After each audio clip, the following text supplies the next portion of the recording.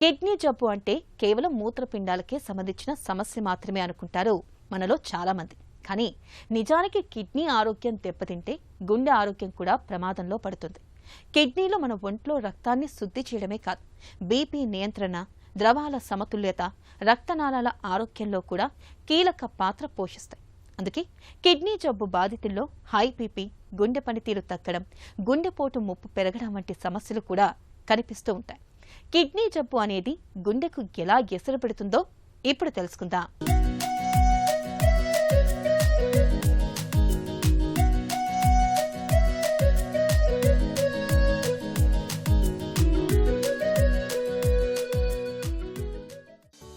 మన దేశంలో కిడ్నీ ఎందుకంటే మన దగ్గర మధుమేహం, హై బీపీ అనే జీవనశైలి ఈ సమస్యల్ని గుర్తించడంలో ఆలస్యం అవుతుండడం వల్ల ఈలోపే కిడ్నీలు దెబ్బతింటున్నాయి. సాధారణంగా ఈ సమస్యలకు లక్షణాలేవీ కనిపించవు, కాబట్టి మందులు వాడి పెద్దగా తేడా కనిపించదు. దాంతో జబ్బులు మళ్లీ మొదటికే వస్తాయి. ఈలోపు కిడ్నీలు దెబ్బతింటాయి. 5వ దశ వచ్చే వరకు, అంటే కిడ్నీ పనితీరు 15% కంటే తక్కువగా పనిచేసే స్థితికి వచ్చే వరకు కిడ్నీలో వ్యాధి ఉన్నదనే లక్షణాలు కనిపించవు. ఆ తర్వాత కాళ్లవాపు, ఆయాసం, మూత్రం రాకపోవడం వంటి లక్షణాలు కనిపిస్తాయి. వ్యాధి చివరి దశలో ఉన్నప్పుడు దాన్ని మళ్లీ నార్మల్ చేయలేం. ఈ కిడ్నీ జబ్బు బాధితుల్లో ప్రమాదకర సమస్య ఏమిటంటే వీరికి గుండె డాక్టర్లు. కిడ్నీ జబ్బు ఉన్న వాళ్ళు దాదాపుగా ఎక్కువ మంది గుండె జబ్బుల ద్వారా మాత్రమే చనిపోతూ ఉంటారు. అయితే కిడ్నీ జబ్బులు, గుండె జబ్బులు కలిసికట్టుగా ఉంటాయి మనిషి శరీరంలో. గమ్మత్ ఏమిటంటే రెండు పాడవడానికి కూడా ఒకే రకమైన కారణాలు అధికంగా ఉంటాయి. చాలా మందిలో అవే కనపడుతూ ఉంటాయి. ఉదాహరణకి ఒక బ్లడ్ ప్రెషర్ కంట్రోల్ లేకపోవడం అనేది చూద్దాం. బ్లడ్ ప్రెషర్ కంట్రోల్ లేకపోతే అది గుండెని ఏ విధంగా బలహీనపరుస్తుందో కిడ్నీని కూడా ఆ విధంగానే పాడు చేస్తూ ఉంటుంది. అలాగే డయాబెటీస్ అనుకోండి, డయాబెటీస్ ఏ విధంగా గుండె కండను బలహీనపరుస్తుందో కిడ్నీ లోపల ఫిల్టర్లను కూడా అదే విధంగానే దెబ్బతీసి పాడు చేస్తూ ఉంటుంది. డయాబెటీస్, హైపర్ టెన్షన్ ప్రపంచం మొత్తంలో కిడ్నీలు పాడవడానికి, గుండె పాడడానికి అత్యంత ప్రధానమైన కారణాలు. ఈ రెండు కూడా రక్తనాళాల యొక్క పరిమాణాన్ని, రక్తనాళాల యొక్క రక్తం ఏ విధంగా ప్రవహిస్తుందో అటువంటి పద్ధతిని నిర్దేశించగలిగే ఎండోథీలియం అనబడే ఒక చిన్నటి సన్నటి పొర రక్తనాళ లోపల పరచబడినట్టుగా ఉంటుంది. ఈ పరచబడినటువంటి ఎండోథీలియం అనే పొరని పాడు చేయడం అనేది రెండు జబ్బులు అధికంగా చేస్తూ ఉంటాయి. కాబట్టి రక్తనాళాలన్నీ కూడా ఒక్కొక్క అవయవానికి అనుసంధానంగా ఉండేవాళ్ళే సన్నటి ద్వారాలు, మార్గాలు.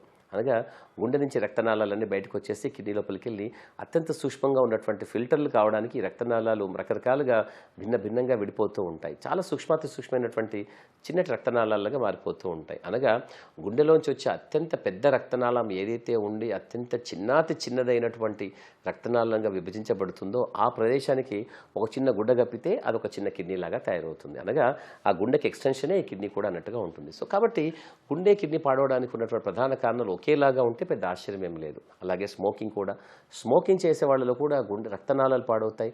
అనగా రక్తనాళాలు ఎక్కడి నుంచి తయారవ్వాలి? గుండెలోంచే వస్తూ ఉంటాయి. ఆ రక్తనాళాలు ఏ విధంగా చెట్టు చివరి దాకా వెళ్తాయి? అవి కిడ్నీలోనే వెళ్తాయి. అనగా కిడ్నీ రక్తనాళాలను పాడు చేసే ప్రతి జబ్బు కూడా కిడ్నీలని, గుండెని హాని చేస్తూ ఉంటుంది. అయితే కిడ్నీలు పాడైన వాళ్ళకి ప్రత్యేకంగా గుండె జబ్బులతో ఎందుకు ఎక్కువగా పాడవుతారంటే దాదాపుగా అవే జబ్బులు కిడ్నీలను కూడా, గుండెలను కూడా పాడు చేసేవి కనపడుతూ ఉంటాయి. అవే కారణాలు కూడా, రిస్క్ ఫ్యాక్టర్స్ కూడా. స్థూలకాయం కావచ్చు, సిగరెట్ స్మోకింగ్ కావచ్చు, ఆల్కహాల్ కావచ్చు, విచ్చలవిడిగా తీసుకున్న మందులు కావచ్చు, ఇవన్నీ కూడా రక్తనాళాల్లో ఉండే పొరలని పాడు చేస్తూ ఉంటాయి. అలాగే కిడ్నీ పాడైన తర్వాత కొన్ని ప్రత్యేక పదార్థాలు మనకి శరీరంలో తయారవుతూ ఉంటాయి. వాటిని మనం రకరకాల విష పదార్థాలుగా మనం భావించవచ్చు. అందులో ప్రధానమైనటువంటి హోమోసిస్టిన్ కావచ్చు. హోమోసిస్టిన్ లాంటి పదార్థాలు రక్తంలో రక్తం గడ్డగట్టే గుణాన్ని పెంచుతూ ఉంటాయి. అలాగే ఈ విష పదార్థాలు రక్తంలో ప్రవహిస్తున్నంతసేపు ఆక్సిజన్ స్పీసీస్ లాగా ఫ్రీ రాడికల్స్ని అంటూ ఆక్సిజన్ యొక్క గుణాన్ని, స్వభావాన్ని మార్చేస్తూ ఉంటాయి. కానీ ఆక్సిజన్ అనేది మనకి ప్రాణవాయువు, అది మనకి అత్యంత ప్రధానమైనటువంటిది. కానీ కాసింత ఆకారంలో తేడా వచ్చినా కూడా అది మన ప్రాణాన్ని హరించే వాయువులాగా తయారవుతుంది శరీరంలో.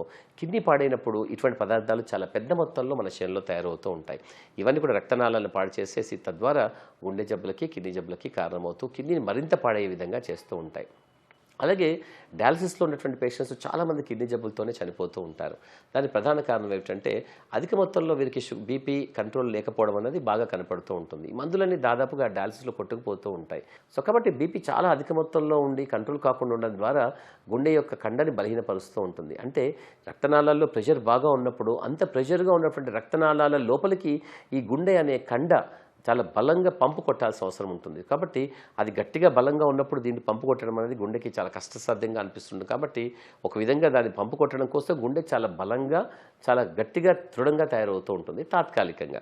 కొన్ని రోజులు అలా కనపడిన తర్వాత ఇక సాధ్యం కాదు, ఇంత పెద్ద మొత్తంలో ఉన్న బ్లడ్ ప్రెషర్ బాగా అధికంగా చాలా దృఢంగా బలంగా ఉన్న రక్తనాళంలోకి రక్తాన్ని పంపు చేయడం సాధ్యం కాదు అని అనుకున్న క్షణంలో అది ఒక్కసారిగా బలహీనమైపోతున్నట్టుగా కనపడుతూ ఉంటుంది. దాన్ని ఎల్వి డిస్ఫంక్షన్ అంటూ ఉంటాం మనం. సో నెమ్మదిగా బలంగా దృఢంగా అయినటువంటి కండ బలహీనమైపోవడం మొదలవుతూ ఉంటుంది.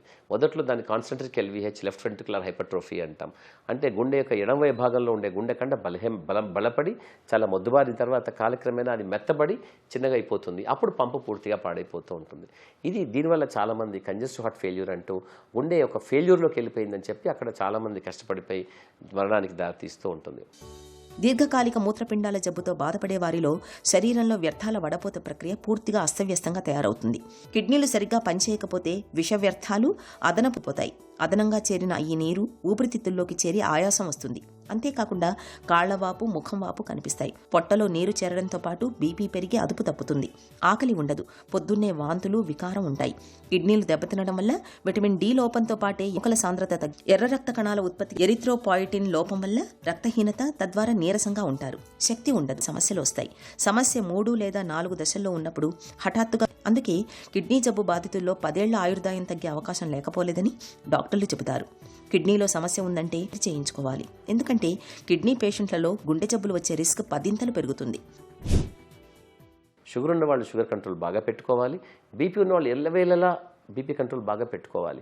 నిజానికి కిడ్నీ ఫెయిల్ అయిన వాళ్ళలో అత్యధికంగా ఎవరికైనా హాని జరుగుతోంది, నష్టం జరుగుతోంది, ప్రాణాపాయ పరిస్థితికి వస్తుంది అంటే అది తప్పనిసరిగా అధిక రక్తపోటు మాత్రమే ప్రధాన కారణం. అనగా చాలామంది గుర్తించింది ఏమిటంటే కిడ్నీ ఫెయిల్ అయ్యి 5-10 ఏళ్ళు వాళ్ళ ఇంట్లో మందులు తీసుకుంటుంటారు, కానీ ఒక్కరోజు కూడా వాళ్ళ ఇంట్లోనే బీపీ మిషన్ పెట్టుకొని బీపీ చూసుకుందాం అనుకునే తెలిసిన వాళ్ళు ఉండరు చాలామంది. చాలా ఆశ్చర్యంగా ఉంటుంది. బీపీ ఉన్నటువంటి వాళ్ళు తప్పనిసరిగా వాళ్ళ ఇంట్లో ఇప్పుడు డిజిటల్ బీపీ మిషన్స్ ఏదైతే మనకి మార్కెట్లో విరివిగా దొరుకుతున్నాయో అటువంటి వాడిని ఇంట్లో పెట్టుకోవాలి. సో కాబట్టి బీపీ కంట్రోల్ పెట్టుకోవడం అనే ఒకే ఒక్క మంచి విషయం ద్వారా మీరు గుండెని, కిడ్నీల రెండింటి కూడా చాలా జాగ్రత్తగా పెట్టగలుగుతారు. ముఖ్యంగా ప్రాథమిక దశలో ఉన్నప్పుడు, అప్పుడప్పుడే కిడ్నీ పాడవుతూ ఉన్నప్పుడు కూడా చాలామందికి గుండె జబ్బులు ఎక్కువగా వచ్చే అవకాశం ఉంటుంది. కారణం మళ్ళీ బీపీని కంట్రోల్ పెట్టుకోకపోవడము, లేదా ఏర్పడిన పిచ్చి పదార్థాలను తీసేయడానికి మంచి మందులు సరిగ్గా వాడకపోవడం. మనము కిడ్నీ కొంచెంగా పాడైన వాళ్ళకి వెంటనే డయాలసిస్ అంటూ చేయము. కిడ్నీ చాలా పెద్ద మొత్తంలో పాడై 100% పాడైన తర్వాత కొన్ని లక్షణాలు కనపడుతున్నప్పుడు అప్పుడు మనం డయాలసిస్ అని చెప్తూ ఉంటాం. అంటే ఈ దశలో వాళ్ళకు ఉండడానికి సుమారు 10, 12, 15, 18 సంవత్సరాల దాకా కూడా పట్టవచ్చు. అంటే ఇన్నేళ్లుగా వాళ్ళు పదార్థాలను రక్తంలో పెట్టుకుంటూ విష పదార్థాలని, మల్ల పదార్థాలని ఎటువంటి హాని జరగకుండా ఉండడం అనేది ఏ విధంగా సాధ్యమవుతుంది? అది కేవలం మందుల వల్ల సాధ్యమవుతుంది. మంచి మందుల ద్వారా వాడుకోవడం ద్వారా ఈ పదార్థాల యొక్క చెడు ప్రభావం మన శరీరంలో ఉన్నటువంటి ముఖ్యంగా గుండె కానీ, మెదడు కానీ, రక్తనాళాలు, ఎముకలు, కండరాలు, చర్మము, లివర్ ఇటువంటి అవయవాల మీద ఎటువంటి హాని జరగకుండా ఉండడం కోసం మనం ప్రత్యేక మందులు వాడుతూ ఉంటాం. ఇకపై ఈ మందులు వాడినా లాభం లేదు, ఇకపై కిడ్నీ ప్రత్యామ్నాయం ఏదో కోరుకుంటోంది శరీరం అని అనుకున్నప్పుడు అప్పుడు మనం డయాలసిస్ మొదలు పెడతాం. సో కాబట్టి మంచి మందులు వాడుకుంటూ డాక్టర్ల పర్యవేక్షణలో ఉండడం అన్నది కిడ్నీ జబ్బు ఉన్న వాళ్ళు చేయాల్సిందే. మీరు కిడ్నీ డాక్టర్ ఏ విధంగా కలుస్తుంటారో అడపాదడపా గుండె డాక్టర్ కూడా కలవాలి. గుండెకి సంబంధించిన పరీక్షలు కూడా అడపాదడపా చేసుకుంటూ ఉండాలి. లేదా ఛాతీలో నొప్పి కానీ, ఆయాసం చాలా ఎక్కువగా వచ్చినా, లేదా తల బాగా నొస్తున్నా, లేకపోతే శరీరంలో ఇంకేదైనా పెద్ద మార్పు జరిగినా మీరు గుండెకి, మెదడుకి సంబంధించిన పరీక్షలు కూడా చేసుకోవాల్సిన అవసరం ఉంటుంది. మన దేశంలో మధుమేహం, హై బీపీ సమస్యల తీవ్రత ఎక్కువ.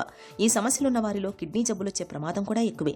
కిడ్నీగా ఉంటే అది ప్రమాదం ఉంటుంది. అందుకే ముందుగా షుగర్, బీపీ సమస్యలు లేకుండా జాగ్రత్తలు చూసుకోవాలి, నియంత్రణలో ఉంచుకోవాలి. కిడ్నీ జబ్బు ఉన్నా కూడా డాక్టర్ పర్యవేక్షణలో చికిత్స తీసుకోవాలి.